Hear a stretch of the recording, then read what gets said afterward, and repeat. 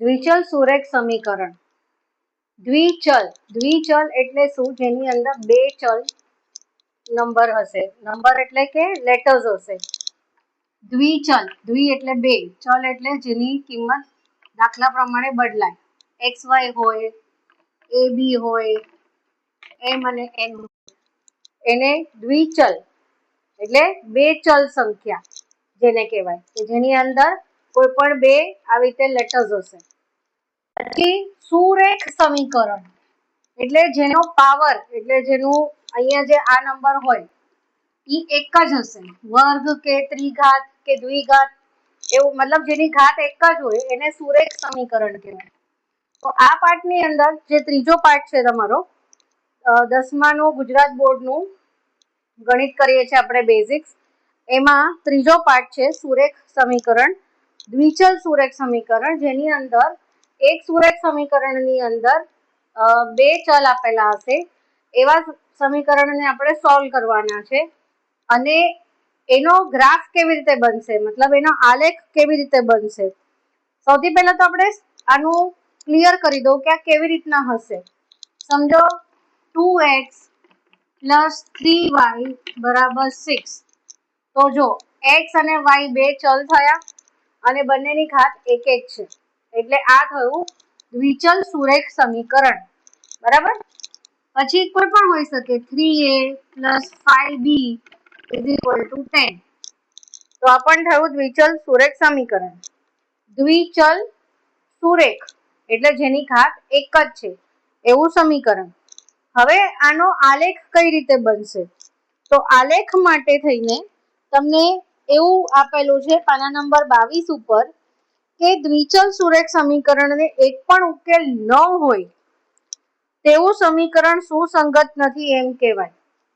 મતલબ કે એનો તમે આલેખ ન બનાવી શકો, એના યામ તમે ન મેળવી શકો, x ની કિંમત y ની કિંમત મળે જ નહીં, એટલે એના તમે આલેખ બનાવી શકો નહીં. જે દ્વિચલ સુરેખ સમીકરણને ઉકેલ હોય તેવું સમીકરણ યુગ્મ સુસંગત છે તેમ કહેવાય. મતલબ તમને કોઈ પણ બે સમીકરણ આપેલા હશે, સમજો કે x plus y is equal to 5, 3x plus 2y is equal to 7.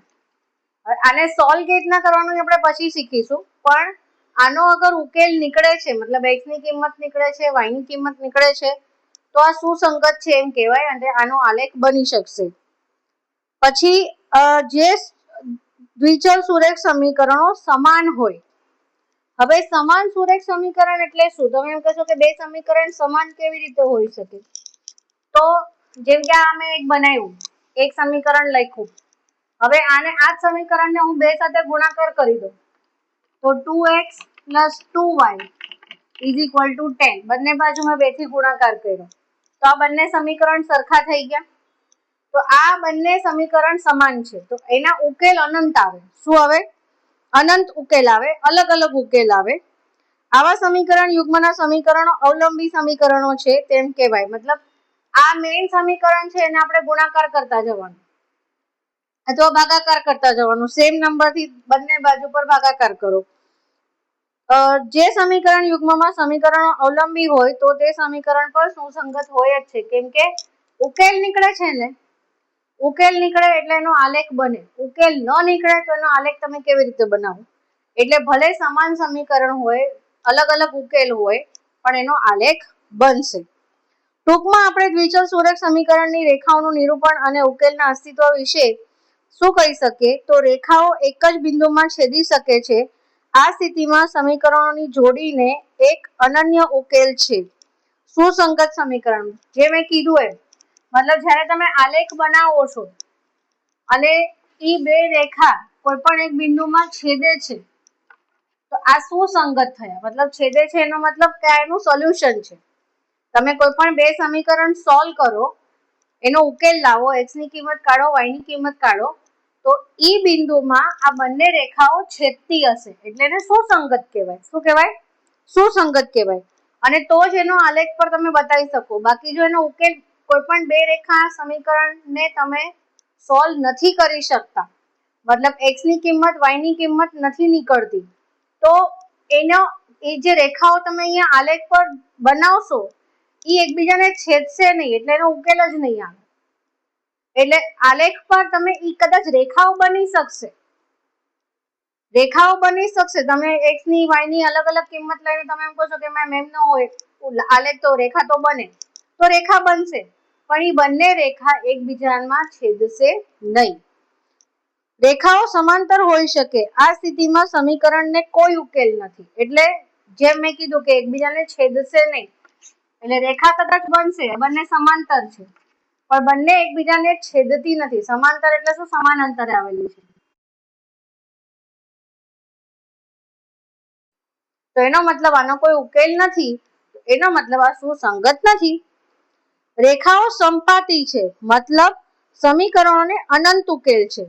સુસંગત સમીકરણ યુગ્મ અવલંબી સમીકરણો, એટલે જે મેં પહેલા બતાવ્યું એમ કે x + y = 5 હતું, એને બે સાથે ગુણાકાર કરીને 2x + 2y = 10 કર્યું. બરાબર. હવે એમાં પણ તમને એક્ઝામ્પલ્સ આપેલા છે કે x - 2y = 0 અને 3x + 4y - 20 = 0 રેખાઓ છેદે છે. મતલબ x અને y નો ઉકેલ નીકળે છે, એટલે રેખાઓ છેદે છે. 2x + 3y - 9 = 0 અને 4x + 6y - 18 = 0. હવે આ બંને જે સમાન સમીકરણો છે, એટલે સંપાતી છે, એટલે અનંત ઉકેલ છે. શું છે? અનંત ઉકેલ છે. જેમ કે 2x + 3y - 9 = 0 અને 4x + 6y - 18 = 0. હવે આમાં તમે શું જોશો? જો આ સમીકરણ, મતલબ આ સમીકરણને બે સાથે તમે ગુણી દો, 2 દુ 4, 2 તેરી 6, 2 નવા 18, મતલબ બંને સમીકરણ સમાન છે, એટલે અનંત ઉકેલ છે. એટલે ઈ પણ એકબીજાને છેદશે ખરી, પણ ઘણા બધા બિંદુઓમાં છેદી શકે છે. હવે આપણે ત્રણેય ઉદાહરણોની a1/a2, b1/b2 અને c1/c2 ની કિંમત લખી અને તમામને સરખાવીએ. મતલબ જે x નો સહગુણક હશે એને a1, અને b અને આ c, આ b1 c1 પહેલા સમીકરણનું, બીજા સમીકરણનું a2 b2 અને c2 એવી રીતે હશે. તો જો પહેલું સમીકરણ જે આપ્યું છે એમાં a1/a2 is not equals to b1/b2. આ બંને સરખા નથી, માટે છેદતી રેખાઓ છે, એટલા માટે એક જ ઉકેલ છે, જે x - 2y છે. x - 2y = 0, 3x + 4y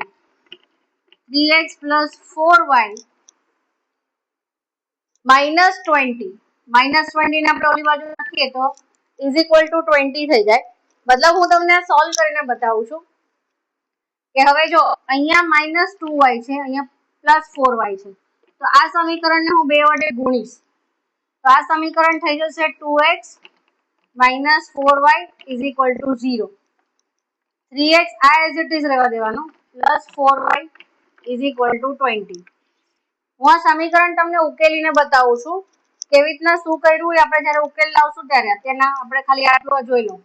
-4y + 4y ઉડી ગયા, કારણ કે 4 માંથી 4 બાદ કરીએ તો 0 આવે. 3 ને 2 5, x = 20. તો x બરાબર શું આવ્યું? 4, 5 ચોક 20. હવે x બરાબર 4 ની કિંમત આપણે આ સમીકરણમાં મૂકીએ તો 4 - 2y = 0. તો 4 આ 2y ને આ બાજુ લઈ ગયા, એટલે -2y + 2y થઈ ગયું. તો y = 2. x = 4 અને y = 2. આ એનો ઉકેલ છે. હવે આની અંદર આ જે બતાડેલું છે ઈ કઈ રીતના છે? તો જો a1 જે છે આનો x નો સહગુણક 1, a2 તો x નો સહગુણક 3, b1 y નો સહગુણક -2 અને આ +4. હવે આને તમે છેદ ઉડાડશો તો 1/3 અને -1/2, તો તો આ બંને સરખા નથી. તો જ્યારે a1/a2 અને b1/b2 સરખા ન હોય ત્યારે રેખા સુસંગત હોય પણ એનો એક જ ઉકેલ નીકળે. સમજાય છે આ બધી વસ્તુઓ? આ વસ્તુ નહીં સમજાય ને ત્યાં સુધી તમે આગળ નહીં વધી શકો, આગળનું કંઈ પણ તમને ફાવશે નહીં, સમજમાં નહીં આવે. પછી જે બીજું સમીકરણ છે 2x + 3y - 9, 2x + 3y - 9 = 0, 4x + 6y - 18 = 0. હવે આમાં મેં જોયા વગર લખી નાખ્યું કારણ કે આ બંને સમીકરણ સમાન છે. હવે આમાં તમે જોશો a1/a2, b1/b2 અને c1/c2. તો જો 2/4, 3/6 અને -9/-18. એકચ્યુઅલમાં આ અહીંયા હોય એટલે +9/+18 આવે. તો જો 2 દુ 4, 3 દુ 6, 9 એકુ 9, 9 દુ 18. બધું 1/2, 1/2, 1/2 આવ્યું. એટલે આ ત્રણેય સરખા છે. a1/a2, b1/b2 અને c1/c2. જ્યારે ત્રણેય સરખા હોય ત્યારે એને સંપાતી રેખાઓ કહેવાય અને આના અનંત ઉકેલો હોય. બરાબર છે?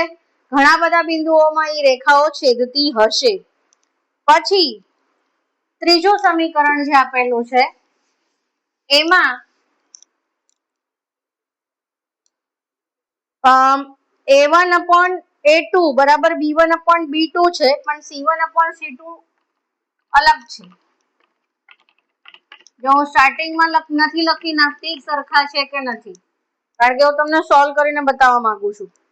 હવે પહેલું સમીકરણ છે x + 2y - 4 = 0 અને 2x + 4y - 12 = 0. હવે જો આ બંને સરખા છે, મતલબ આ x ને આટલા ભાગને તમે હવે જો b2 2/4 છે પણ c1/c2 શું છે -4/-12. તો જો આને છેદ ઉડાડશું તો આ બંને સરખા છે પણ આમાં 4 એકુ 4, 4 તેરી 12 થાય છે. તો આ 1/2, 1/2, 1/3. એટલે આ બંને સરખા છે પણ આ સરખું નથી. તો એનો મતલબ ઉકેલ નથી. શું નથી? ઉકેલ નથી.